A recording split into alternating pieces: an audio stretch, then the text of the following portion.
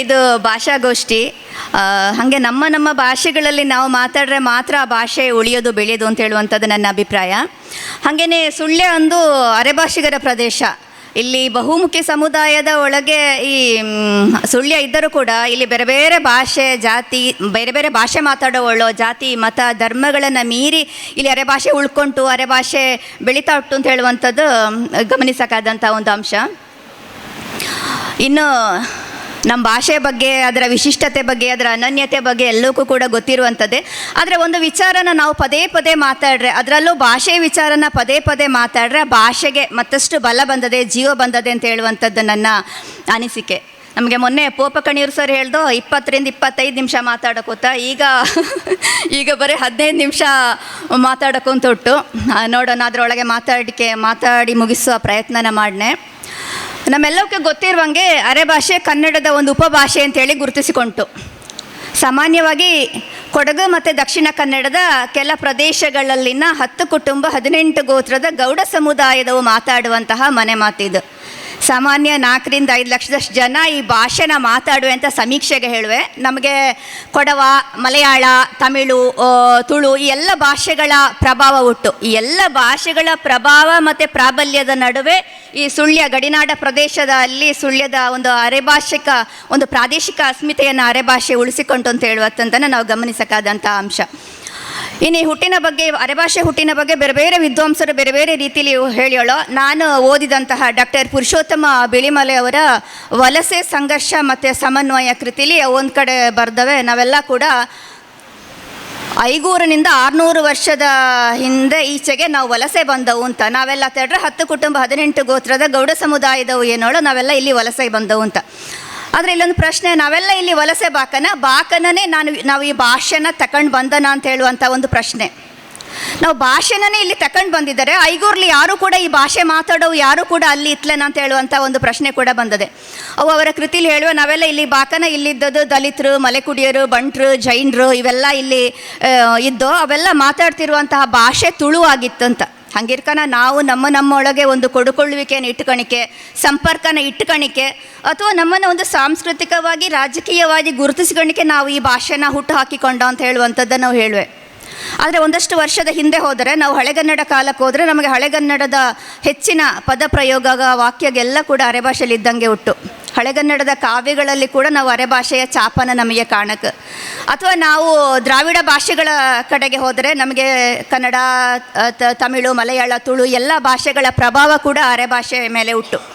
ಹಂಗಿರ್ಕನ ಅರೆಭಾಷೆ ಅಂತ ಹೇಳುವಂಥದ್ದು ಅದೊಂದು ಹೊಸ ಭಾಷೆಯ ಸೃಷ್ಟಿ ಅಲ್ಲ, ಅದೊಂದು ಹಳೆಯ ಭಾಷೆ ಅಥವಾ ಹಳೆಯ ಭಾಷೆನ ಸಾರನ ಹೀರ್ಕೊಂಡು ಬೆಳೆದಂಥ ಭಾಷೆ ಅಂತ ಹೇಳುವಂಥದ್ದನ್ನು ನಾವು ಗಮನಿಸಕ್ಕೆ. ಇನ್ನು ನಾವು ಪ್ರಾದೇಶಿಕ ಹಿನ್ನೆಲೆಗೆ ಬಂದರೆ ನಮಗೆ ಸುಳ್ಯದಂತಹ ಪರಿಸರಲ್ಲಿ ಹವ್ಯಕರೋಳು, ಹಂಗೇ ಕನ್ನಡ ಬಿಲ್ಲವಳು, ಮಡಿಕೆ ಮಾಡೋವಳು ಅವೆಲ್ಲ ಕೂಡ ಮಾತಾಡೋ ಭಾಷೆ ಅರೆಭಾಷೆಗೆ ತುಂಬ ಹಕ್ಕಲೆ ಉಂಟು. ಹಂಗಿರ್ಕನ ಅರೆಭಾಷೆ ಒಂದು ಪ್ರಾದೇಶಿಕ ಸಾರವನ್ನು ಹೀರ್ಕೊಂಡು ಬೆಳೆದಂಥ ಭಾಷೆ ಅಂತ ಹೇಳುವಂಥದ್ದನ್ನು ಕೂಡ ನಾವು ಗಮನಿಸಕ್ಕೆ. ಕೋಡಿ ಕುಶಾಲಪ್ಪ ಗೌಡರು ಒಂದು ಕಡೆ ಹೇಳುವೆ, 1500 ವರ್ಷಗಳ ಹಿಂದೆ ಕನ್ನಡಕ್ಕೂ ಕೂಡ ಲಿಪಿ ಇತ್ಲೆಗಡ, ಮತ್ತೆ ಲಿಪಿ ಬಂದದ್ದು ಗಡ. ಹಂಗೆ ಅರೆಭಾಷೆ ಕೂಡ ತುಂಬ ಹಿಂದಿನಿಂದ ಮಾತಾಡ್ಕೊಂಡು ಬಂದಂಥ ಒಂದು ಭಾಷೆ ಆಗಿರ್ದು ಅಂತ ಹೇಳುವಂಥದ್ದನ್ನು ಅವು ಹೇಳುವೆ. ಇನ್ನು ಮದ್ರಾಸ್ ವಿಶ್ವವಿದ್ಯಾನಿಲಯದ ಪ್ರೊಫೆಸರ್ ಆಗಿದ್ದಂಥ ಪ್ರೊಫೆಸರ್ ಮರಿಯಪ್ಪ ಭಟ್ರು ಇದನ್ನು ಗೌಡ ಕನ್ನಡ ಅಂತ ಕರೆದು, ಬಹುಶಃ ನಾವೆಲ್ಲ ಗೌಡರು ಮಾತಾಡುವಂತಹ ಮನೆ ಮಾತಿದಾದ ಕಾರಣದನ್ನು ಕರೆದೋಳವು. ಕೋಡಿ ಕುಶಾಲಪ್ಪ ಗೌಡರು ಅದನ್ನು ಅನುಮೋದಿಸುವೆ. ನಂತರ ಒಂದಷ್ಟು ಜನ ಇದನ್ನು ಅರೆ ಕನ್ನಡ ಅಂತೇಳಿಬಿಟ್ಟು ಕರೆದು, ಅಂದರೆ ಇದು ಕನ್ನಡದ ಒಂದು ಅಪಭ್ರಂಶ ರೂಪ ಇದಾಗಿರುವ ಕಾರಣದನ್ನು ಹಾಗೆ ಕರೆದೋಳು. ಆದರೆ ಅರೆ ಕನ್ನಡ ಅಂತ ಕರೆದರೆ ನಮ್ಮದು ಅರ್ಧ ಕನ್ನಡ ಅಲ್ಲ, ನಮ್ಮದು ಪೂರ್ಣ ಕನ್ನಡ. ಅರ್ಧ ಕನ್ನಡ ಅಂತ ಕರೆದರೆ ಅದು ಭಾಷೆಗೆ ಮಾಡುವಂಥ ಅಪಮಾನ ಅಂತ ಹೇಳುವಂಥದ್ದು ತುಂಬ ಜನ ವಿದ್ವಾಂಸರ ಮತ್ತು ಭಾಷಾಭಿಮಾನಿಗಳ ಒಂದು ಅನಿಸಿಕೆ. ಹೌದು, ನಮ್ಮ ಭಾಷೆ ಕೂಡ ಅದು ಅರ್ಧ ಕನ್ನಡ ಅಲ್ಲ, ಅದು ಸಂಪೂರ್ಣ ಭಾಷೆ ಅಂತ ಹೇಳೋದಕ್ಕೆ ನಮಗೆ ತುಂಬ ಉದಾಹರಣೆಗೆ ಅದಕ್ಕೆ ಪುಷ್ಟಿ ಕೊಡುವಂಥ ಕಾರಣಗ ಸಿಕ್ಕುವೆ. ನಮ್ಮ ಅರೆಭಾಷೆ ಕನ್ನಡದ ಉಪಭಾಷೆಯಾಗಿ ಗುರುತಿಸಿಕೊಂಡ್ರೂ ಕೂಡ ನಮ್ಮ ವಾಕ್ಯ ರಚನೆ, ಪದ ಪ್ರಯೋಗ, ನಾವು ಹೊರಡಿಸುವ ಸ್ವರ ಎಲ್ಲ ಕೂಡ ತುಂಬ ವಿಭಿನ್ನ ಆಗಿ ಉಂಟು. ಮತ್ತು ನಾವು ಮಹಾಪ್ರಾಣಲ್ಲಿ ಮಾತಾಡೋದೇ ಇಲ್ಲ, ನಾವು ಅಲ್ಪ ಪ್ರಾಣಲ್ಲೇ ಮಾತಾಡೋದು. ಮತ್ತು ನಾವು ವ್ಯಂಜನಾಕ್ಷರಗಳನ್ನು ಹೆಚ್ಚು ಬಳಸುವೆ ನಾವು. ಮತ್ತು ಕನ್ನಡದ ಅಷ್ಟು ಅನುನಾಸಿಕ ಪದಗಳನ್ನು ಅರೆ ಭಾಷೆಯಲ್ಲಿ ಹೆಚ್ಚು ಬಳಕೆ ಇದೆ. ಹಾಗಾಗಿ ಬಿಳಿಮಲೆ ಅಣ್ಣ ತುಂಬ ಸರ್ತಿ ಹೇಳ್ತಾ ಇದ್ದಾವೆ, ಬೇರೆ ಬೇರೆ ದ್ರಾವಿಡ ಭಾಷೆಗಳೆಲ್ಲ ಸ್ವತಂತ್ರ ಭಾಷೆ ಆಗಿರ್ತಾರೆ, ನಮ್ಮ ಭಾಷೆ ಯಾಕೆ ಕೂಡ ಒಂದು ಸ್ವತಂತ್ರ ಭಾಷೆ ಆಕಾಗದು ಅಂತ. ಅದಕ್ಕೆ ಇನ್ನೊಂದು ಪುಷ್ಟಿ ಕೊಡುವ ಒಂದು ಕಾರಣ ಅಂತ ಹೇಳಿದ್ರೆ, 2019ರಲ್ಲಿ ನಮ್ಮ ಅರೆಭಾಷೆ ಅಕಾಡೆಮಿ ನಾವು ಸದಸ್ಯರಾಗಿದ್ದಂಥ ಅಕಾಡೆಮಿಯ ಸಂದರ್ಭದಲ್ಲಿ ನಾವು ಅರ್ಥಕೋಶ ಮಾಡಿಕೆ ಹೊರಟವೆ. ಅರ್ಥಕೋಶ ಮಾಡಿಕೆ ಹೋಗನ ಕ್ಷೇತ್ರ ಕಾರ್ಯ ಮಾಡಿಕೆ ಹೋಗನ ನಮಗೆ ಸಾಕಷ್ಟು ಅರೆಭಾಷೆಗ ಪದಗ ಸಿಕ್ಕುವೆ, ಸಾವಿರಾರು ಅರೆಭಾಷೆಗ ಸಿಗುವೆ. ಆ ಅರೆಭಾಷೆ ಪದಕ್ಕೆ ಪರ್ಯಾಯವಾಗಿ ಬೇರೆ ಭಾಷೆಯಲ್ಲಿ ಅರ್ಥಗ ಇರುದ್ಲೆ. ಈಗ ನೋಡಿ, ಕೊತ್ತಿ, ಮಂಗ, ಹಂಜ, ಗೂಡೆ, ಕೈಯಾಲೆ, ಐಮರ ಇಂಥ ಸಾಕಷ್ಟು ಪದಗಳು. ಹಂಗಿರ್ಕನ ಇದು ಏನು ಹೇಳಿದೆ ಅಂತೇಳಿ, ನಮ್ಮದು ಅರೆ ಕನ್ನಡ ಅರ್ಧ ಕನ್ನಡ ಅಲ್ಲ, ನಮ್ಮದೊಂದು ಸಂಪೂರ್ಣವಾದಂತಹ ಪ್ರತ್ಯೇಕವಾದಂಥ ಭಾಷೆ ಅಂತ ಹೇಳುವುದಕ್ಕೆ ನಮಗೆ ಇದು ಹೆಚ್ಚು ಪುಷ್ಟಿ ಕೊಟ್ಟದೆ ಅಂತ ನನ್ನ ಅನಿಸಿಕೆ. ಹಾಗೆಯೇ ನಮ್ಮ ಸಂಸ್ಕೃತಿ ಕೂಡ ಬೇರೆಗೆ ಹೋಲಿಸಿದರೆ ತುಂಬ ವಿಭಿನ್ನ ಆಗಿಬಿಟ್ಟು ನಮಗೆ ತುಂಬ ಬೇರೆ ಬೇರೆ ಏನು ವಿಧಿವಿಧಾನಗಳು. ಸೋಬಾನೆ ಪದ ಅಂತೂ ನಮ್ಮ ಅರೆಭಾಷೆಗರ ಅಸ್ಮಿತೆ, ಅದು ಕನ್ನಡಲ್ಲಿ ಇಲ್ಲೇ ಅಂದರೆ ಅರೆಭಾಷೆಯಲ್ಲಿ ಇಲ್ಲೇ. ಈಗ ಒಂದಷ್ಟು ಜನ ಅದನ್ನು ಅರೆಭಾಷೆಯಲ್ಲಿ ಬರ್ದಳು, ಕನ್ನಡಲ್ಲಿ ಅದನ್ನು ಹೇಳಿದ್ರು ಕೂಡ ನಮಗೆಲ್ಲ ಶುಭ ಸಂದರ್ಭಕ್ಕೂ ನಮಗೆ ಸೋಬಾನೆ ಪದಗ ಬೇಕು. ಅದನ್ನು ನಾವು ಕನ್ನಡಲ್ಲಿ ಹೇಳಿದ್ರು ಕೂಡ ಅದಕ್ಕೊಂದು ಅರೆಭಾಷೆಯ ಲಯ ಹುಟ್ಟು ಹೇಳುವಂಥದ್ದು. ಮತ್ತು ನಮ್ಮ ಸಂಸ್ಕೃತಿಯಲ್ಲಿ ಒಂದು ಆಚರಣೆಯ ಕಡೆಗೆ ಒಂದು ಬಂದರೆ ನಾವು ಕೆಲವೆಲ್ಲ ಹೇಳಿಕೆಗಳನ್ನು ಹೇಳುವೆ. ನಾನು ಒಂದು ಹೇಳಿಕೆ ಹೇಳೆ, ನಮ್ಮಲ್ಲಿ ಸತ್ತವರನ್ನ ಸ್ವರ್ಗಕ್ಕೆ ಸೇರಿಸುವಂತಹ ಕ್ರಮ ಉಂಟು. ಅಲ್ಲಿ ನಾವು ಹೇಳುವೆ, ಸಾಯಕನ ನೀನು ಸ್ವರ್ಗಕ್ಕೆ ಹೋಗು ಅಂತೇಳಿ, ಇನ್ನು ಮುಂದಿನ ಜನ್ಮ ಇದ್ದರೆ ನೀನು ಅಗಸನ ಮನೆನ ಕಲ್ಲಾಗಬೇಡ, ಬ್ರಾಹ್ಮಣನ ಮನೆನ ತೊತ್ತಾಗಬೇಡ. ಅಂದರೆ ನಮ್ಮ ಪೂರ್ವಜರು ಪಟ್ಟ ಏನು ಅವಮಾನ ನಿಂದನೆ ಏನುಂಟು ಅದಕ್ಕೆ ಅದನ್ನು ತಾತ್ವಿಕವಾದ ಅರ್ಥ ಹುಟ್ಟು ಅಂತ ನಾನು ಗಮನಿಸಿನೆ. ಇನ್ನು 40 ವರ್ಷಗಳ ಹಿಂದೆ ನಮ್ಗೆ ಅರೆಭಾಷೆ ಮಾತಾಡೋದು ಅಂತ ಹೇಳಿದ್ರೆ ತುಂಬ ಒಂದು ಹಿಂಜರಿಕೆಯ ಸಂಗತಿ ಆಗಿತ್ತು, ಅವಮಾನ ಆಗಿತ್ತು, ಕೀಳರಿಮೆ ಆಗಿತ್ತು. ಯಾಕೆ ಅಂತೇಳಿದ್ರೆ ನಮಗೆ ಕೊಡವ, ಮಲಯಾಳ, ತುಳು ಎಲ್ಲ ಭಾಷೆಗಳ ಪ್ರಾಬಲ್ಯ ಇತ್ತು. ಎಲ್ಲಿ ಅರೆಭಾಷೆ ಮಾತಾಡಿದ್ರೆ ನನ್ನ ಜಾತಿ ಗೊತ್ತಾದೆ ಅಂತ ಹೇಳುವಂಥ ಒಂದು ಹೆದರಿಕೆ ಇತ್ತು. ಎಲ್ಲಿ ಅರೆಭಾಷೆ ಉಳ್ಕೊಂಡಿತ್ತು ಅಂತ ಹೇಳಿದ್ರೆ ಒಂದು ಹಳ್ಳಿಗಳಲ್ಲಿ ಮಾತ್ರ ಇದ್ದಾವೆಲ್ಲ ಶ್ರೀಮಂತರೆಲ್ಲ ಮಕ್ಕಳನ್ನು ಇಂಗ್ಲೀಷ್ ಮೀಡಿಯಮಿಗೆ ಹಾಕ್ತಿದ್ದವು, ಕನ್ನಡ ಮಾತಾಡ್ತಾ ಇದ್ದವು. ಮತ್ತು ಸರ್ಕಾರ ನಮಗೊಂದು ಅಕಾಡೆಮಿ ಕೊಟ್ಟದ್ದು. ಅಕಾಡೆಮಿ ಬಂದ ಮೇಲೆ ಸಾಕಷ್ಟು ಭಾಷೆ ಬಗ್ಗೆ ಎಲ್ಲಕ್ಕೂ ಪ್ರೀತಿ ಬಾತು ಮತ್ತು ಕೆಲಸಗಾದು. ಆದರೆ ಅಕಾಡೆಮಿ ಬಾಕೆ ಮುಂದೆನೂ ಕೂಡ ಸಾಕಷ್ಟು ವಿದ್ವಾಂಸರು, ಸಂಶೋಧಕರು, ಸಂಘಟನೆಗ, ಪತ್ರಿಕೆಗೆಲ್ಲ ಕೂಡ ಅರೆಭಾಷೆ ಬಗ್ಗೆ ಕೆಲಸ ಮಾಡ್ಯೋಳು ಅಂತ ಹೇಳುವಂಥದ್ದು ನಾವು ಗಮನಿಸಕ್ಕೆ. ಯಾಕೆಂತೇಳಿದ್ರೆ ನಮಗೆ ಅರೆಭಾಷೆಗೆ ತುಂಬ ಹೆಚ್ಚಿಗೆ ಕೆಲಸ ಮಾಡಿದವು ಪ್ರೊಫೆಸರ್ ಕೋಡಿ ಕುಶಾಲಪ್ಪ ಗೌಡರು. ಅವು ಗೌಡ ಕನ್ನಡ ಅಂತ ಹೇಳುವಂಥ ನಿಘಂಟಿನ ಅರೆಭಾಷೆಗೆ ಕೊಟ್ಟಳು. ಮತ್ತೊಂದು ವ್ಯಾಕರಣದ ಅಡಿಕಟ್ಟನ್ನು ನಮಗೆ ಅರೆಭಾಷೆಗೆ ಕಟ್ಟಿಕೊಟ್ಟಳು. ಮತ್ತು ಒಂದು ಭಾಷೆ ಗಟ್ಟಿಯಾಗಿರೋ ಕೊತ್ತಡಲ್ಲಿ ಸಾಹಿತ್ಯ ಗಟ್ಟಿಯಾಗಿರೋ ಅಲ್ಲೊಂದು ಮಹಾಕಾವ್ಯ ಬರೋ ಕಡ. ಹಾಗಾಗಿ ನಮ್ಮ ಸುಳ್ಯದ ಮಣ್ಣಿನ ಒಂದು ಪರಿಮಳವನ್ನು ಹೀರ್ಕಂಡಂಗೆ ಅವ್ರು ಬರೆದಂತಹ ಮಹಾಕಾವ್ಯದ ಭೀಷ್ಮೋದಯ ಮತ್ತು ಮಾನಸ ಮಾರ್ತದಂತಹ ಮಹಾಕಾವ್ಯಗಳನ್ನು ನಾವು ಅರೆಭಾಷೆಗೆ ಕೊಟ್ಟಳು.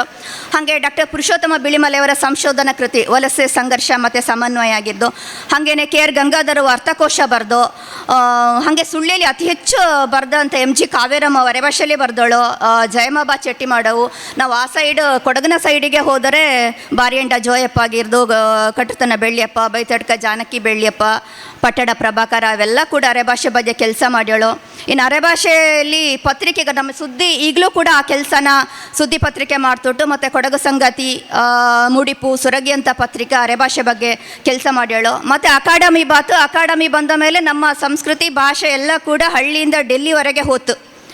ಮತ್ತು ಒಂದು ಭಾಷೆ ಗಟ್ಟಿ ಹಾಕುತ್ತೇಳ್ರಿ ಅದು ಬೇರೆ ಬೇರೆ ಕಲಾ ಮಾಧ್ಯಮಗಳ ಮೂಲಕ ಪ್ರಕಟಗೊಳ್ಳಕು. ಅದು ಕಲೆ, ಸಾಹಿತ್ಯ, ಸಂಗೀತ, ಸಿನಿಮಾ, ನಾಟಕ, ದಾಖಲೀಕರಣ, ಅರ್ಥಕೋಶ, ವಿಶ್ವಕೋಶ ಇದೆಲ್ಲ ಕೂಡ ಅರೆಭಾಷೆ ಅಕಾಡೆಮಿಯಿಂದ ಮೂಲಕ ಆವುಟು ಮತ್ತು ಆಗ್ತಾ ಉಟ್ಟು ಅಂತ ಹೇಳುವಂಥದ್ದನ್ನು ನಾವು ಗಮನಿಸಕ್ಕೆ.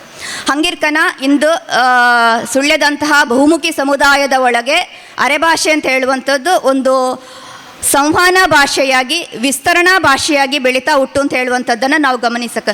ಯಾಕೆ ಇಂದು ಅರೆಭಾಷೆ ಸುಳ್ಯದಂಥ ಗಡಿನಾಡ ಪ್ರದೇಶದಿಂದ ಸಂವಹನ ಭಾಷೆಯಾಗಿ ಉಳ್ಕೊಂತು ಅಂತ ಹೇಳಿದ್ರೆ ನನಗನ್ನಿಸೋದು, ಸುಳ್ಯದಂಥ ಪರಿಸರದಲ್ಲಿ ಬಹುಸಂಖ್ಯಾತರ ಅರೆಭಾಷೆ ಮಾತಾಡುವೆ ಒಂದು. ಎರಡನೇದಾಗಿ ಆರ್ಥಿಕವಾಗಿ ಪ್ರಬಲರಾಗಿರುವ ಇಲ್ಲಿನ ಪ್ರದೇಶದ ಆರ್ಥಿಕವಾಗಿ ಪ್ರಬಲರಾಗಿರುವ ಸಮುದಾಯದ ಭಾಷೆ ಅರೆಭಾಷೆ. ಹಂಗಿರ್ಕರೆ ನಾವು ವ್ಯಾಪಾರ ವಹಿವಾಟುಗಳಿಗೆ ನಾವು ಬೇರೆ ಸಮುದಾಯದವರನ್ನು ಆಶ್ರಯಿಸುವೆ, ಅವು ನಮ್ಮೊಟ್ಟಿಗೆ ಅರೆಭಾಷೆ ಮಾತಾಡುವೆ, ಅಲ್ಲಿ ಭಾಷಾ ವೃದ್ಧಿ ಆದೆ. ಇನ್ನು ನಮ್ಮ ಸಂಸ್ಕೃತಿಯವರ ಇನ್ನೊಂದು ವಿಶಿಷ್ಟತೆ ಹೇಳಿದ್ರೆ, ನಮ್ಮ ಸಮುದಾಯದವು ಅನ್ಯ ಸಮುದಾಯದವರನ್ನು ಸೇರಿಸ್ಕೊಂಡು ಕೆಲವು ಜಂಬರ ಜಟ್ಟಿಗಳನ್ನು ಮಾಡುವೆ. ಅವಿಲ್ಲದೆ ನಮಗೆ ಕೆಲಸನೇ ಆದಲೆ. ಈಗ ನೋಡಿ, ನಮಗೆ ಮಡಿವಾಳರು ಬೇಕು, ನಮಗೆ ಕ್ಷೌರಿಕರು ಬೇಕು, ಬಳೆಗಾರರು ಬೇಕು, ಭೂತಕೋಲ ಕೊಟ್ಟಿಕ್ಕೆ ನಮಗೆ ಬೇಕು. ಅವೆಲ್ಲ ಸೇರಿಸ್ಕೊಂಡು ಮಾಡ್ಕನ ನಮಗೆ ಅವು ನಮ್ಮಲ್ಲಿ ಬಾಕನ ಏನು ಕೊಡಿ ಅಕ್ಕ, ಕೊಡಿ ಅಣ್ಣ ಅಂತ ಹಿಂಗೆ ಅರೆಭಾಷೆಯಲ್ಲಿ ಮಾತಾಡುವೆ. ಭಾಷೆ ವೃದ್ಧಿ ಆದೆ ಮತ್ತು ನಮ್ಮ ಸಂಬಂಧ ಕೂಡ ಬೆಳೆದದೆ. ಮನೆಗೆ ಬರುವ ಕೆಲಸಗಾರರು ಕೂಡ ಅರೆಭಾಷೆಯಲ್ಲಿ ಮಾತಾಡುವೆ. ಇನ್ನು ನೋಡಿ, ಗಟ್ಟಿಯಾದ ಅರೆಭಾಷೆ ಪ್ರದೇಶ ಈಗ ತೊಡಿಕಾನ, ಕಲ್ಮಕಾರ ಅಂಥ ಪ್ರದೇಶಗಳಲ್ಲಿ ದೇವಸ್ಥಾನದ ಮೊಕ್ತೇಸರರು ಅರೆಭಾಷೆಗರಾದರೆ ಪೂಜೆ ಭಟ್ರು ಕೂಡ ಅರೆಭಾಷೆ ಮಾತಾಡುವೆ. ಹಾಗಾಗಿ ಅರೆಭಾಷೆ ಅಲ್ಲಿ ಬೆಳೀತಾ ಹೋದೆ.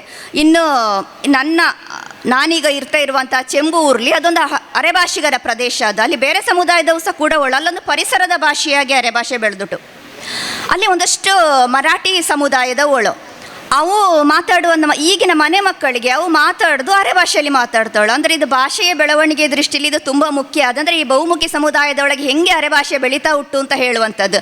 ಇನ್ನೊಂದು 30-35 ವರ್ಷಕ್ಕೆ ಹಿಂದೆ ಹೋದರೆ ನಾನು ಮೇಕೇರಿಲಿ ಓದ್ತಾ ಇದ್ದೆ. ಅಲ್ಲಿ ಪ್ರಬಲ ಭಾಷೆ ಅರೆಭಾಷೆ.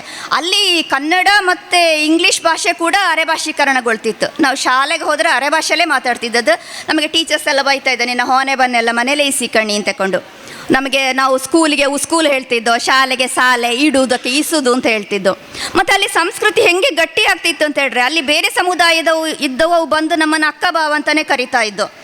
ಹಾಗೆ ನಮ್ಮನ್ನು ಜಂಬರ ಜಟ್ಟಿಗಳಲ್ಲಿ, ಈಗ ನಮ್ಮ ಜಂಬರ ಜಟ್ಟಿಗಳಲ್ಲಿ ಕೆಲವು ನಮ್ಮ ಕಾಸ ನೆಂಟ್ರೆ ವಯಸ್ಕಾದ ಅಂತ ಇದ್ದದೆ, ಈಗ ಸೋದರ ಮಾವ ಸೋದರ ಭಾವ ಬೇಕು ಅಂತ, ಅದನ್ನು ಕೂಡ ಅವು ಬಂದು ಮಾಡ್ತಾಯಿದ್ದು. ಅಂದರೆ ಭಾಷೆ ಅಲ್ಲಿ ಹಾಗೆ ಗಟ್ಟಿಯಾಗಿ ಬೆಳೀತಾ ಇತ್ತು, ವಿಸ್ತರಣೆ ಆಗ್ತಿತ್ತು ಅಂತ. ಆದರೆ ಅಂಥ ವಾತಾವರಣ ನಮಗೆ ಈಗ ಸಿಕ್ಕುದಾ ಅಂತ ನಾವು ಪ್ರಶ್ನೆ ಹಾಕಿಕೊಂಡ್ರೆ ಅಂಥ ಆಶಾದಾಯಕ ಉತ್ತರ ನಮಗೆ ಸಿಕ್ಕುದ್ಲೆ. ಯಾಕೆ ಅಂತ ಹೇಳ್ರೆ, ಇಂದು ಜಾಗತೀಕರಣ ಸಂದರ್ಭದಲ್ಲಿ ಇಂದು ನಾವು ಎಷ್ಟೋ ನಮ್ಮ ಭಾಷೆಗಳಿಗೆ ಮಹತ್ವ ಕೊಟ್ಟರೂ ಕೂಡ ಮುಖ್ಯ ಭಾಷೆಗಳಿಗೆ ಇಂದು ಕುತ್ತು ಬರ್ತಾ ಇರುವಂಥ ಕಾಲಘಟ್ಟಗಳಲ್ಲಿ ಉಪಭಾಷೆಗೆ ಎಷ್ಟೇ ನಾವು ಮಹತ್ವನ ಕೊಟ್ಟರೂ ಕೂಡ ನಮಗೆ ಅನೇಕ ಸವಾಲುಗಳು ನಮ್ಮ ಮುಂದೆ ಒಳ್ಳೋ. ನಾವೆಲ್ಲ ಹೇಳುವೆ ನಮ್ಮ ಭಾಷೆ ಮುಖ್ಯವಾಹಿನಿಗೆ ಬಾಕು, ಅದು 8ನೇ ಪರಿಚ್ಛೇದಕ್ಕೆ ಸೇರೋಕು, ಅದಕ್ಕೆ ಸಾಕಷ್ಟು ಸ್ಥಾನಮಾನ ಸಿಕ್ಕೋಕು, ಇಂಥದ್ದೆಲ್ಲ ಬೇಡಿಕೆಗೆ ನಮಗೆ ಒಳ್ಳೋ. ಆದರೆ ಒಂದು ಭಾಷೆ ಮುಖ್ಯವಾಹಿನಿಗೆ ಬಾಕು ಅಂತ ಹೇಳಿದ್ರೆ ಅದು ಒಂದು ಕಲಿಕಾ ಭಾಷೆಯಾಗಿರೋಕು, ಅದು ಒಂದು ಅನ್ನದ ಭಾಷೆಯಾಗಿರೋಕು, ಅಥವಾ ಅದೊಂದು ಆಡಳಿತ ಭಾಷೆಯಾಗಿರೋಕು. ನಮ್ಮದೊಂದು ಅಂದರೆ ಮನೆಯಿಂದ ಸಮುದಾಯದಿಂದ ಹುಟ್ಟಿಕೊಂಡಂಥ ಭಾಷೆ ಇಂದು ಪರಿಸರದ ಭಾಷೆಯಾಗಿ ಇಂದು ಬೆಳೀತಾ ಉಂಟು. ನಮಗೆ ನಮ್ಮ ಅರೆಭಾಷೆ ಕಲಿಕಾ ಭಾಷೆ ಯಾಕೆ ಸಾಧ್ಯ ಇಲ್ಲ? ಯಾವ ಭಾಷೆ ಕಲಿಕಾ ಭಾಷೆ ಆದ್ಲೇನೋ ಅದು ಅನ್ನದ ಭಾಷೆ ಯಾಕೆ ಸಾಧ್ಯ ಇಲ್ಲ? ಈಗ ಕನ್ನಡಕ್ಕೆ ಕೂಡ ಅನ್ನದ ಭಾಷೆ ಯಾಕೆ ಕಷ್ಟ ಉಂಟು. ಇನ್ನು ಆಡಳಿತ ಭಾಷೆ ಅಂತ ಹೇಳಿದ್ರೆ ನಮಗೆ ಈ ದಕ್ಷಿಣ ಕನ್ನಡದಲ್ಲಿ 25 ಲಕ್ಷದಷ್ಟು ಜನ ತುಳು ಮಾತಾಡುವೆ, ಅವಕ್ಕೆ ಇಂದ ಆಡಳಿತ ಭಾಷೆ ಯಾಕೆ ಸಾಧ್ಯ ಇಲ್ಲ. ಹಂಗಿರ್ಕನ ನಮಗೆ ಕನ್ನಡಕ್ಕೆ ಕೂಡ ಕಷ್ಟ. ಆದರೆ ಇಂಥ ಹೋರಾಟಗ ನಮಗೆ ಭಾಷೆಯ ಬೆಳವಣಿಗೆಗೆ ತುಂಬ ಮುಖ್ಯ ಅದೇ ಅಂತ ಬಿಳಿಮಲೆಯಣ್ಣ ಪ್ರತಿ ಸಾರಿ ಮಾತಾಡ್ಕನ ಹೇಳುವೆ, ನಮ್ಮಲ್ಲಿ 19,500ರಷ್ಟು ಉಪಭಾಷೆಗ ತಾಯಿ ನುಡಿಗವಳು ಅಂತ. ನಮಗೆಲ್ಲವೂ ಕೂಡ ಮಾನ್ಯತೆ ಬೇಕು ಅಂತ ಹೇಳಿ ನಮಗೆ ಕಷ್ಟ. ಅದೇ ಆದರೆ ಇಂತಹ ಅಂದರೆ ಹೋರಾಟದ ನಮ್ಮ ಬೆಳವಣಿಗೆಯ ಕಡೆಗೆ ಮುಂದೆ ಕರ್ಕೊಂಡು ಹೋದೆ ಅಂತ. ಯಾಕೆ ಹೇಳ್ರೆ, ನಮ್ಮ ಮಾಜಿ ಅರೆಭಾಷೆ ಅಕಾಡೆಮಿಯ ಸದಸ್ಯರಾಗಿದ್ದಂತಹ ಡಾಕ್ಟರ್ ವಿಶ್ವನಾಥ ಬದಿಕನ ಮತ್ತು ಭರತೇಶ್ ಅಲಸಂಡೆ ಮಜಲು, ಇವು ನಮ್ಮ ಅರೆಭಾಷೆನ ISO ಕೋಡ್ಗೆ ಸೇರ್ಸೋಕು ಅಂತೇಳಿ ತುಂಬ ಪ್ರಯತ್ನ ಪಟ್ಟವರಲ್ಲಿ ಅವು ಇಬ್ಬರು. ಅವು ಯಾಗೋಳು ಹೇಳ್ತಾ ಇದ್ದೋ ಅಂದರೆ ಆಗಲೇ ಸರ್ ಹೇಳ್ದಂಗೆ ಈಗಾಗಲೇ 22 ಭಾಷೆಗ 8ನೇ ಪರಿಚ್ಛೇದಕ್ಕೆ ಸೇರಿಯೋಳು ಅಂತ.